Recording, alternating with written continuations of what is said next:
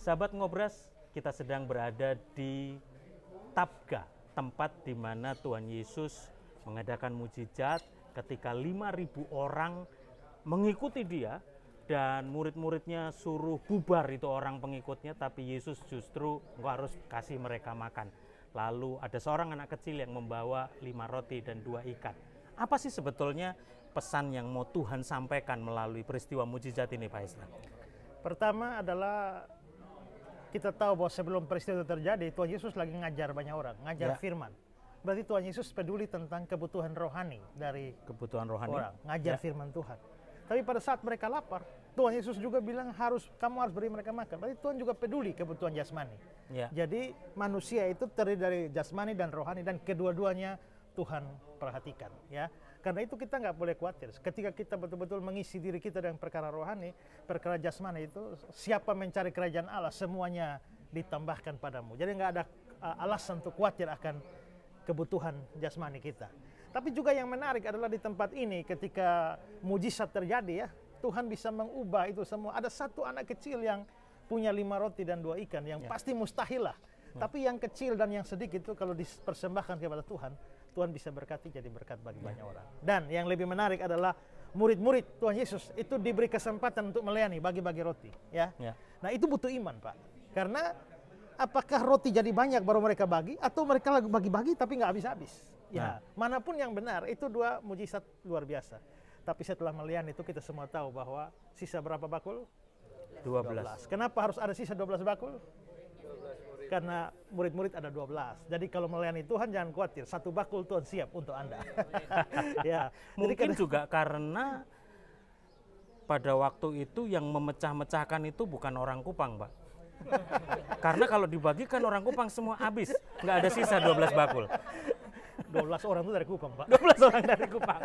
Ya, jadi kita belajar di sini bahwa Tuhan Yesus itu menjadi pertama. Tuhan Yesus itu adalah sumber berkat.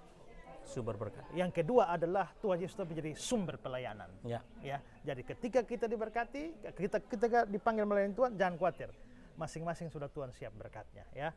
Karena itu nggak boleh. Kalau kita betul-betul melayani Tuhan, sebelumnya kita telah mendapat di Kapernaum, kita didorong untuk melayani Tuhan. Tapi siapa yang melayani Tuhan, Tuhan peduli kebutuhan rohaninya, kebutuhan jasmaninya. Ya, itu pesannya. Saya membayangkan ya, kenapa sisanya 12 bakul. Karena masing-masing murid bawa 1 bakul. Jadi ketika dibagikan lalu muncul lagi. Ketika dibagikan muncul lagi. Lagi dikasih roti, tung keluar roti lagi. Lagi dikasih ikan, tung keluar ikan lagi. Jadi ketika kita mau memberi sesuatu buat Tuhan, jangan khawatir. Akan ada sesuatu yang tung keluar lagi. Sahabat Ngobras katakan, tung gitu saudara. Jadi ketika engkau memberikan sesuatu buat Tuhan, jangan takut. Ada tung keluar lagi. Karena ketika kita memberi, Tuhan pasti memberi buat setiap kita. Pesan rohaninya, Pak, dari Tabga buat sahabat Ngobras. Ya, Tuhan kita adalah Tuhan yang Maha Kuasa, ya. Dan Dia sanggup mencukupkan segala keperluan kita, ya. Karena itu jangan khawatir akan hidupmu. Di tempat lain Dia bilang, pandang burung di langit, bunga di padang. Dia bisa kasih makan, Dia bisa hiasi, apalagi kamu. Bukan hanya manusia, tapi orang percaya. Bukan hanya orang percaya, tapi orang yang layani Tuhan. Apalagi. Kalau kita khawatir, kita sama dengan memfitnah Allah. Bahwa Allah lebih peduli seekor burung daripada anak-anaknya sendiri. Ya. Amin. Saudara, saya tertarik juga menambahkan tentang hati seorang anak kecil ini. Kenapa kita yang dewasa jauh lebih sulit mengalami sesuatu mujizat buat Tuhan? Karena ada kepolosan, ketulusan dari anak kecil ini. Yang pertama, dia tidak egois.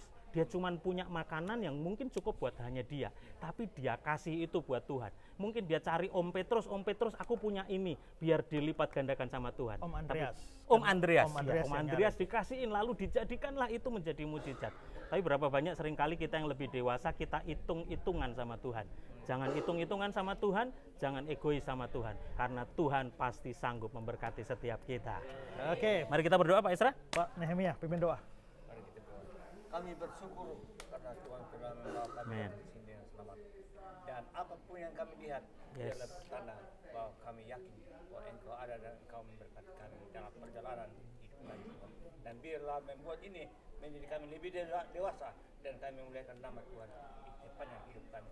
Terima kasih Tuhan, biarlah kami menyerahkan hidup kami untuk melayani Tuhan di dalam nama Tuhan kami sudah berdoa dan mengucap syukur kepada Bapa di surga. Amin. Amin. Sahabat Ngobras, puji Tuhan, sekarang kita berdoa bersama-sama dengan Soru Senior, Soru Junior, dan dengan Joshua Junior. Tuhan Yesus memberkati.